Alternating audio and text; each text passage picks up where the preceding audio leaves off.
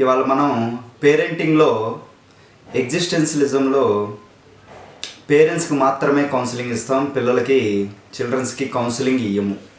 ఎందుకనే దానికి మనం డిస్కస్ చేద్దాం. ఇక్కడ ఎగ్జిస్టెన్షియలిజంలో మెయిన్ ఏంటంటే పేరెంట్స్కి మాత్రమే కౌన్సిలింగ్ ఇస్తాం. ఎందుకంటే పిల్లలు పుట్టిన కాడి నుంచి వాళ్ళకి పాలు తాగించటం కానీ, పాకటం కానీ, కింద నేల మీద పాకటం కానీ, నడిపించటం కానీ, మాట్లాడించటం కానీ, అమ్మ, తాత, అత్త అని పదాలు పరిచయం చేయటం కానీ, ఇతను మీ నాన్న, మీ తాత, మీ నాయనమ్మ అని తెలియజేయటం కానీ, ఇలాంటివన్నీ మనం పిల్లలకి చిన్నప్పటి నుంచి మనం నేర్పించటంలో ఎంతో శ్రద్ధ తీసుకుని, టైం తీసుకుని పిల్లలకి నేర్పిస్తూ ఉంటాం అన్నమాట. కొంచెం నెలలు సంవత్సరాలు పెరిగే కొద్దీ ఎట్లా ఆడుకోవాలి, ఎలా గొడవలు చేసుకోకూడదు, అది పట్టుకోకూడదు, ఇది పట్టుకోకూడదు, ఇలా మాట్లాడకూడదు, అలా మాట్లాడకూడదు అని మనం అన్నీ చెబుతూ సలహాలు ఇస్తూ పెంచుతూ ఉంటాం అన్నమాట. వాళ్ళు కూడా మనం చేసే పనులు చూసి, అమ్మ చేసే పనులు కానీ, నాన్న చేసే పనులు కానీ, ఇక్కడ తాతయ్య నాయనమ్మని కానీ, మేనమామని మేనత్తని కానీ, ఇక్కడ చుట్టుపక్కల ఫ్రెండ్స్ని కానీ, రిలేషన్స్ కానీ, స్కూల్కి వెళ్తే టీచర్లను చూసి కానీ, వాళ్ళ స్టూడెంట్స్ పక్కన ఉన్న ఫ్రెండ్స్ పీర్ గ్రూప్ వాళ్ళని చూసి కానీ, వాళ్ళు విని కానీ చూసి కానీ, సినిమాలు, టీవీలు ఇవన్నీ చూసి వాళ్ళు ఒక బిహేవియర్ ఫామ్ చేసుకుంటూ ఉంటారు అన్నమాట. మైండ్ అనేది ఫామ్ అవుతూ ఉంటుంది.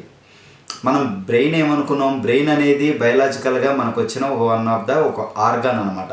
అయితే మైండ్ అనేది దాన్ని ఫామ్ చేస్తూ ఆ మైండ్ నుంచి వెళ్ళే బ్రెయిన్లో అవన్నీ స్టోర్ అవుతూ సేవ్ చేస్తూ ఉంటుంది అనమాట బ్రెయిన్.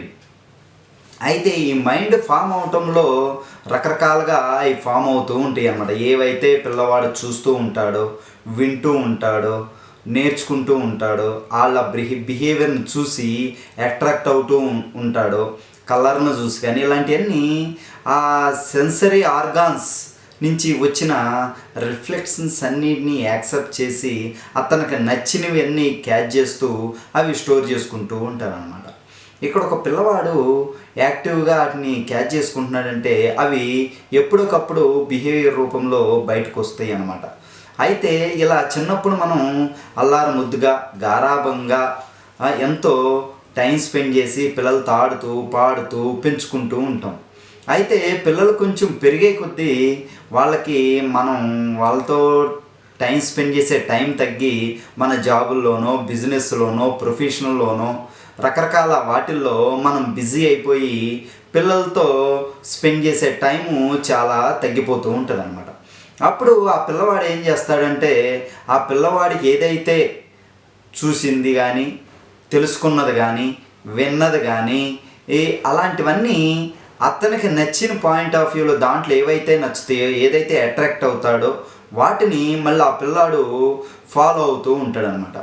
అయితే అలా ఫాలో అవటం ద్వారా ఒక్కొక్క పిల్లవాడు ఇంట్రావర్ట్ గాను, ఎక్స్ట్రావర్ట్ గాను, లేకపోతే అల్లరి చేసేవాడు గాను, లేకపోతే చిరాకు పడేవాడు గాను, లేకపోతే కాన్సన్ట్రేషన్గా చదువుకునేవాడు గాను, ఇట్లా రకరకాలుగా మా పిల్లవాడి బిహేవియరు తయారవుతూ ఉంటుంది అన్నమాట. అలా తయారవుతున్నప్పుడు మనం రోజు పిల్లలతో టైం స్పెండ్ చేస్తే వాడి బిహేవియర్ ఎలా మారుతుంది, వాడి మైండ్ ఎలా ఫామ్ అవుతుంది అనేది మనం 1 అవర్ 2 అవర్స్ అలా డైలీ స్పెండ్ చేస్తూ మనం మాట్లాడుతూ ఉంటే క్లాసులో ఏం చేస్తున్నారు, టీచర్లు ఎలా చెప్తున్నారు, మీ ఫ్రెండ్స్ ఎలా ఉన్నారు, ఇలా మనం రోజు పిచ్చాపాటిగా పిల్లలతో 1 అవర్ 1.5 అవర్ 2 అవర్స్ అలా డైలీ స్పెండ్ చేస్తుంటే వాడేంటంటే స్టార్టింగ్లో నేర్చుకున్నవన్నీ కూడా మనతో షేర్ చేయడానికి ఎక్కువగా ఇంట్రెస్ట్ చూపుతూ ఉంటాడు అన్నమాట. అలా మనకి షేర్ చేస్తున్నప్పుడే ఓహో ఇది కరెక్ట్ కాదు, ఇది రాంగ్, ఇలా ఫ్రెండ్ ఏదో చెప్పిండంట, ఇది కరెక్ట్ కాదు, ఇది రాంగ్ అమ్మా అని ఇమీడియట్గా మనం స్టార్టింగ్లోనే చెప్పామనుకోండి, ఆ సలహా ఇమీడియట్గా అతను పాటిస్తూ ఓహో ఇది కరెక్ట్ కాదని ఇమీడియట్గా తెలుసుకుని ఏదైతే కరెక్ట్ బిహేవియర్ అది ఫాలో అవుతూ ఉంటాడనమాట. అయితే అది కంటిన్యూ ఉన్నప్పుడు ఎప్పటికప్పుడు మనం పిల్లవాడితో మాట్లాడతాం, పేరెంట్స్తో పిల్లాడు మనతో ఎక్కువగా మాట్లాడుతూ ఉండటం వలన మనకు నచ్చిన వేలో మన ఫ్యామిలీ కండిషన్స్ ఏంటి, ట్రెడిషన్స్ ఏంటి, కల్చర్ ఏంటి, ఇవన్నీ మన కోరికలు ఏంటి, డిజైర్స్ ఏంటి, ఇలాంటివన్నీ కూడా మనం పిల్లలతో షేర్ చేస్తున్నప్పుడు వాడు కూడా దానికి అనుగుణంగా వాడు మార్పు చేసుకుంటూ ఫాలో అవ్వటానికి ఎక్కువ అవకాశం ఉంటుంది. అయితే జనరల్గా మనం చేసేది ఏంటంటే ప్రజెంట్ ఉన్న సొసైటీలో ప్రజెంట్ ఉన్న ఈ పరిస్థితుల్లో జాబ్కి, మనీకి ఎక్కువ ప్రొఫెషనల్ ప్రెజర్స్ ఎక్కువైపోయి, ఒత్తిడి కానీ ఇలాంటివన్నీ ఎక్కువైపోయి, బిజినెస్ కాంపిటీషన్స్ పెరిగిపోయి, కంపారిజన్స్ పెరిగిపోయి, మనం పిల్లవాడికి మంచి మంచి స్కూల్లో వేద్దాం, లక్షలు పోసి ఇంటర్నేషనల్ స్కూల్స్లో వేస్తే వాడికి మంచి చదువు వచ్చేస్తుంది, మంచి బిహేవియర్ వచ్చేస్తుంది అనుకుని మనం మనీ ఎక్కువ ఖర్చు పెడుతూ స్కూళ్ళు, ట్యూషన్లు ఇట్లా రకరకాల యాక్టివిటీస్లో మనం డబ్బులు పెట్టి వాడిని పార్టిసిపేట్ చేసేటట్టు చేస్తున్నాం. కానీ మనం మాత్రం టైం స్పెండ్ చేయకుండా మన ప్రొఫెషన్లో బిజీ అయిపోయి పిల్లలతో మనం టైం స్పెండ్ చేయకుండా ఉంటున్నాం అన్నమాట.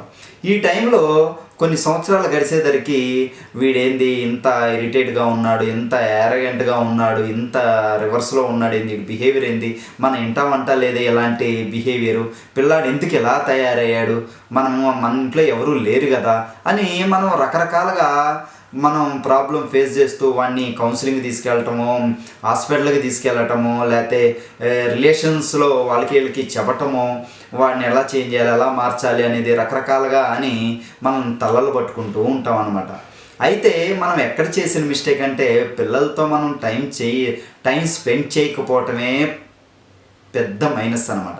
అసలు ఫస్ట్ మనం చిన్నప్పుడు మనం కింద పాకటానికి చెయ్యడ్డు పెట్టి ఫోర్స్గా అట్లా నెట్టబట్టి వాడు మెల్లిమెల్లిగా పాకటం నేర్చుకుని, చేతులు పట్టుకుని నడవటం, బుడిబుడి అడుగులు వేసుకుని నడవటం నేర్పించి, మాటలు నేర్పించి ఇన్ని చేసిన వాళ్ళం పెద్ద అయ్యేసరికి మనం టైం స్పెండ్ చేయకపోవటం వలన ఆ బిహేవియర్ అనేది మనకు అనుగుణంగా కాకుండా సొసైటీలో వాడు ఏవైతే చూస్తాడో, వాడికి ఏదైతే నచ్చిద్దో ఆ విధంగా వాడు మారిపోతూ నేర్చుకుంటూ అవి చేస్తూ ఉంటాడనమాట.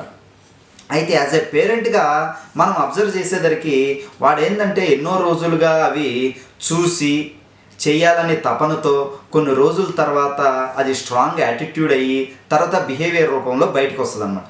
ఎప్పుడైతే బిహేవియర్ రూపంలో బయటకు వచ్చిందో అప్పుడు నుంచి మనం పేరెంట్స్గా బెంబేలెత్తి మన పిల్లలు ఎట్లా అయిపోయారు, ఎలా అవుతున్నారేంటి, మనం ఇంత మంచిగా పెంచుతున్నాం, ఇంత మంచిగా డబ్బు సంపాదించి పిల్లలకి మంచి మంచి స్కూల్స్లో వేస్తున్నాం, కాలేజీలో వేస్తున్నాం, ట్యూషన్లు చెప్పిస్తున్నాం కదా, పిల్లల గురించి ఇంత రెస్పాన్సిబిలిటీగా బాధ్యతగా మనం ఉంటే పిల్లలు ఇంతకు ఎలా తయారవుతున్నారని రాత్రి పగల్లో నిద్ర లేక టెన్షన్తో, ప్రెజర్తో ఎప్పుడు బాధపడుతూ నిద్ర లేకుండా గడుపుతూ ఉంటున్నారు అన్నమాట పేరెంట్స్.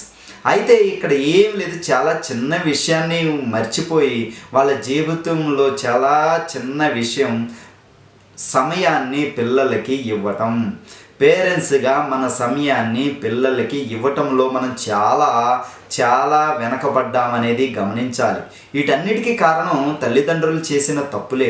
తల్లిదండ్రులు టైం స్పెండ్ చేయకపోవటం వల్లనే రకరకాల ఫ్రెండ్స్తో రకరకాల యాటిట్యూడ్స్, రకరకాల బిహేవియర్ నేర్చుకుని వాడు కూడా ట్రై చేస్తూ బిహేవియర్గా మార్చుకుని అలవాటు అయిపోతూ ఉంటుంది అన్నమాట.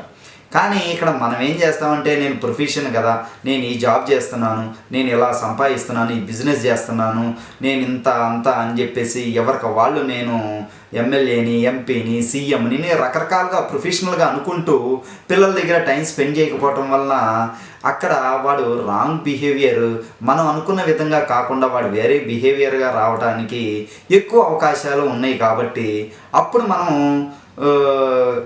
ప్రయత్నించటం వలన చాలా తక్కువ ఉపయోగం ఉంటుందన్నమాట. అయితే ఇక్కడ గమనించాల్సింది తల్లిదండ్రులుగా మనం ఎంత జాబ్ చేస్తున్నా, మనం ప్రొఫెషనల్గా ఎంత ఎదిగినా, ఏం చేస్తున్నా కానీ పిల్లలకు మాత్రం తల్లిదండ్రులుగానే మనం ఉంటామే తప్ప ఆ ప్రొఫెషనల్లో మనకు అన్ని హైట్స్ వచ్చినాయి కాబట్టి, అంత ఇన్కమ్ ఎర్న్ చేస్తున్నాం కాబట్టి, బిజినెస్లో ఆ రేంజ్కి వెళ్ళాం కాబట్టి పిల్లల రేంజ్లో ఎక్కడికి వెళ్ళాం. పిల్లల రేంజ్లో మనం తల్లిదండ్రి మాత్రమే. కాబట్టి పిల్లల దగ్గర మనం తల్లిదండ్రుల రోలు మాత్రమే మనం ప్రయత్నించాలి తప్ప మనం తల్లిదండ్రుల రోలుగా తల్లిదండ్రుల బాధ్యతగా మనం ఏం చేయాలి, ఎలా పెంచుకోవాలనేది మనం ఆలోచించుకోవాలి. కానీ ఎప్పటికప్పుడు పిల్లవాడు చేశాడు, ఇట్లా చేశాడు, అట్లా చేశాడని పిల్లవాడికి ముద్రేసి జడ్జి చేసేసి వీడు ఎట్లా అంటాడు, అట్లా అంటాడు, నేను ఇట్లా అనుకోలేదు, నా కొడుకింది ఇట్లా అయ్యాడు, నా కూతురేంటి ఇట్లా అయింది అని చెప్పేసి బాధపడటం వలన ఉపయోగం లేదనమాట. కాబట్టి ఇక్కడ చేసిన తప్పు మనము as a family, relations, friends, schools, society నుంచి నేర్చుకున్నదే ఆ బిహేవియర్ తప్ప సడన్గా ఊడిపడింది కాదనేది మనం గ్రహించాలి. కాబట్టి ఒకసారి ఒక బిహేవియర్ రాంగ్ బిహేవియర్గా వచ్చినప్పుడు బయటికి దాన్ని మార్చుకోవాలి అంటే పేరెంట్స్గా మనం పడాల్సిన తపనే ఎక్కువ ఉంటుంది తప్ప, మనం చేయాల్సిన ప్రయత్నమే ఎక్కువ ఉంటుంది తప్ప పిల్లవాడిది కాదు అనేది మనం గమనించాలన్నమాట.